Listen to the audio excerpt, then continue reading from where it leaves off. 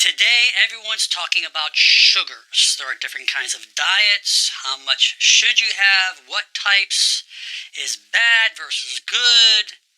So, what I like to do is put something comprehensively together for you today that you're going to really enjoy. And you're going to appreciate it because when you start eating a sound, healthy diet, you're just going to feel better up here, no doubt in here. But you're going to see a tremendous change when it comes to your energy, your sleep, your digestion, and so much more. But the first thing I want to review with you is that when we talk about sugars, let's try to keep our sugars within that 7 days, no more than 50 grams. Maybe 60, maybe 45, but somewhere around 50 grams. Yes, you're going to get sugars. You cannot stay away from it. It's almost impossible. Meaning that it's in your fruits, it's in your vegetables, it's in many foods that you eat, even though it doesn't say sugar on it. So when we think of sugars, we're looking at our cookies and our ice cream and our cakes and our pancakes, our waffles, our sodas, our pastries. That needs to stay out. So just a quick refresher, when we eat our carbs, it gets broken down to glucose. Glucose needs insulin, which is secreted from the pancreas to allow glucose to get into the cells for energy. And any overabundance of glucose that we have tries to get stored first into the liver and the muscle cells. And that's glycogen. But what happens is, when we have glycogen for every gram of sugar or carb, that gets stored as glycogen, there's 3 to 4 times the amount of water. And that's our first sign. We get thickened, we get bloated, our face swells, our belly swells. And when we are increasing insulin, our kidneys even store more fluid. That's just part of physiology.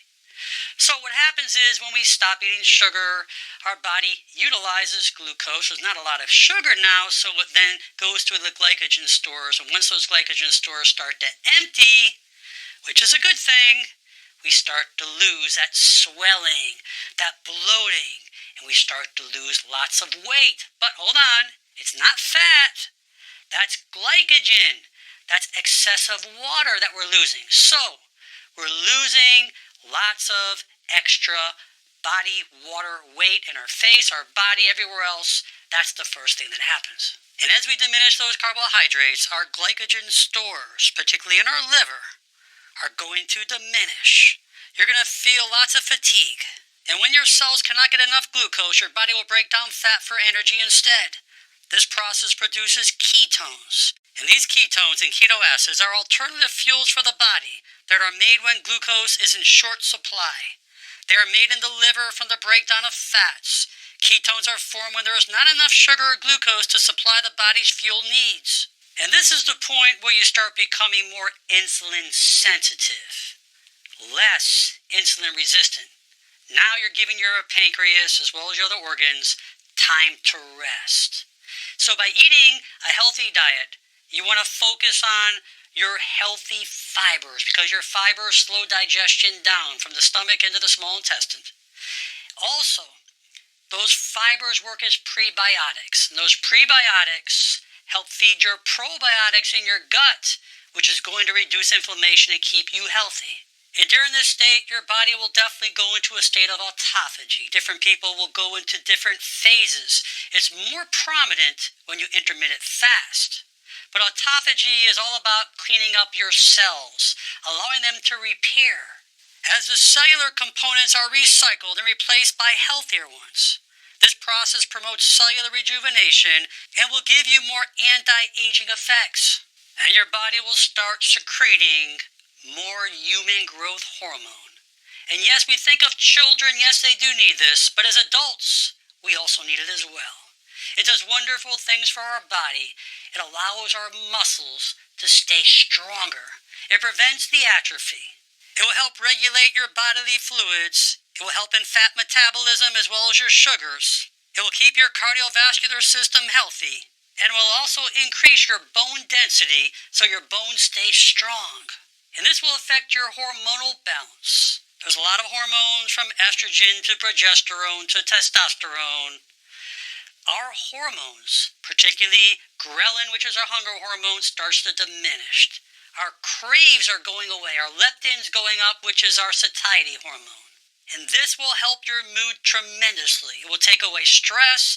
It will give you that tranquility, that feeling of relaxation. It will give you that punch of energy when you need it, as well as helping your clarity of thinking and your liver health. And that's one of the most critical things in our entire body, because our body cannot function without our liver. Our liver is involved in so many different metabolic functions. And when you reduce or eliminate those sugar intake, the liver's workload decreases, allowing it to focus on other important functions and detoxification and fat metabolism. And this will help reduce fatty liver, because high sugar consumption, particularly in the form of fructose, contributes to the development of non-alcoholic fatty liver. And by cutting out sugar, you will be reducing the accumulation of excessive fat in the liver and improve overall liver health. And reducing sugar will 100% help your digestion. So regardless of what type of digestive problems you're having, remember that high sugar intake disrupts the balance of bacteria in your gut, leading to digestive issues such as gas, bloating, and diarrhea. And when you cut out those sugars, you're restoring a healthy gut microbiome, improving digestion, and reducing digestive discomfort. And up on the list of cutting out sugars is reducing inflammation. All diseases, all conditions within our body are linked to inflammation. Inflammation affects our cardiovascular system, which can lead to plaquing within the arteries, which can lead to clogged arteries, heart attacks, strokes. Inflammation is tied to neuropathies. And if you have neuropathy, it can be coming from many ways. It could be coming from diabetic neuropathy. Neuropathies affect the myelin sheath of the nerves. Those nerves that go into your legs, into your hands. You could have neuropathy behind the eyes. Neuropathy affects nerves, and nerves can affect anything within our bodies.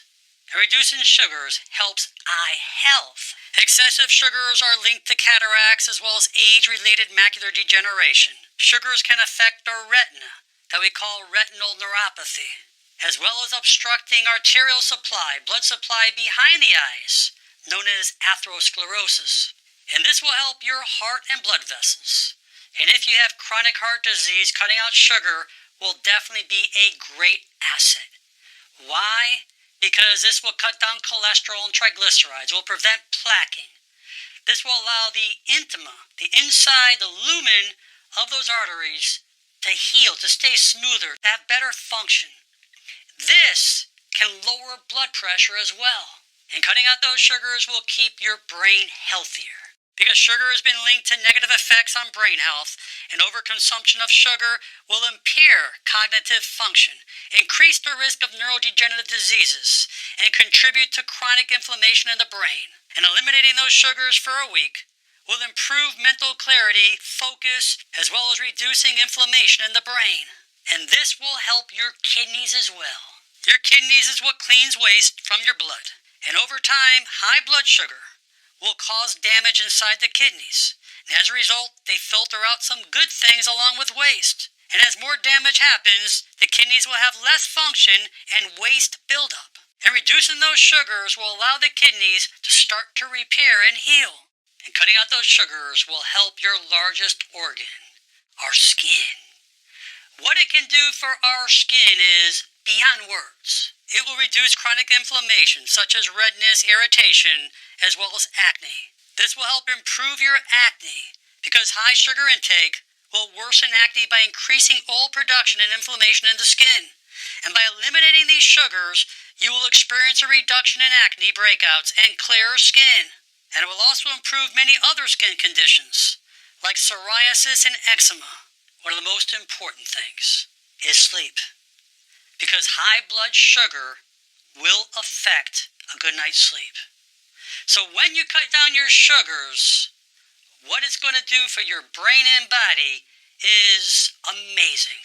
Your insomnia is going to start getting better, because sugar will interfere with the release of certain hormones, such as melatonin, which regulates your sleep-wake cycles. And by cutting out sugar, You may support the natural production and release of melatonin, leading to a longer and more restful sleep. And by avoiding sugar, you're going to reduce inflammation and fluid retention and helping to relieve sleep apnea. So it's quite amazing of what sugar can do to our bodies. And it's also quite amazing that if we omit and take away those sugars just for 7 days, what it can also do for our bodies. So I invite you to take the challenge. Not to put you on a diet, but just feel the difference. Because if you have chronic problems, you're going to have inflammation. And it doesn't matter where it's at. If it's your colon, your heart, your blood vessels, your eyes, your kidneys, it doesn't matter. Just reduce inflammation in your body, and you will see the miracles. Please share this video with your friends and family. Please leave your comments below, and most important, make it a great day. I'm Dr. Alan Mandel.